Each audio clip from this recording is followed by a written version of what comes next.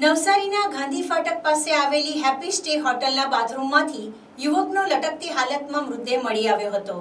તે યુવાનના પરિવારને તેમનો 7 વર્ષનો પ્રેમ મંજૂર ન હોવાથી એ ડિપ્રેશનમાં હતો અને આત્મહત્યા કરી હોવાનું જણાયું હતું। નવસારીના ગાંધી ફાટક પાસે આવેલી હેપી સ્ટે હોટલના બાથરૂમમાંથી રવિવારની સાંજે એક યુવકનો લટકતી હાલતમાં મૃતદેહ મળી આવ્યો હતો।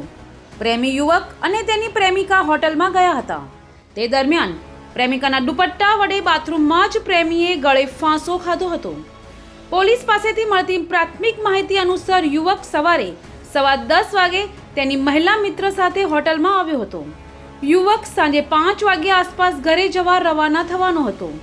જોકે તે પહેલા તેની પ્રેમિકાનો દુપટ્ટો લઈ ફ્રેશ થવા બાથરૂમમાં ગયો હતો, જ્યાં તેણે પ્રેમિકાના દુપટ્ટાને ગળે બાંધી અને બીજો છેડો શાવરના પાઇપમાં લગાવી ફાંસો ખાઈ લીધો હતો। હોટલના બાથરૂમમાંથી યુવક લાંબા સમય સુધી બહાર ન આવતા તેની સાથે આવેલી યુવતીએ રિસેપ્શન પર જાણ કરી હતી।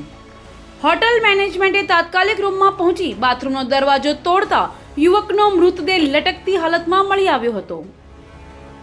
જે અંગે જાણ થતાં જલાલપુર પોલીસ તાત્કાલિક ઘટના સ્થળે પહોંચી મૃતદેહનો કબજો લઈ પોસ્ટમોર્ટમ કરાવી વધુ તપાસ હાથ ધરી હતી। જોકે પ્રાથમિક તપાસમાં યુવતીએ પોલીસને જણાવ્યું હતું કે તેમનો 7 વર્ષનો પ્રેમ મૃતક યુવકના પરિવારને મંજૂર ન હોવાથી એ ડિપ્રેશનમાં હતો, જેનાથી આ પગલું ભર્યું હોવાનું લાગી રહ્યું છે। Bureau report NTC news Navsari.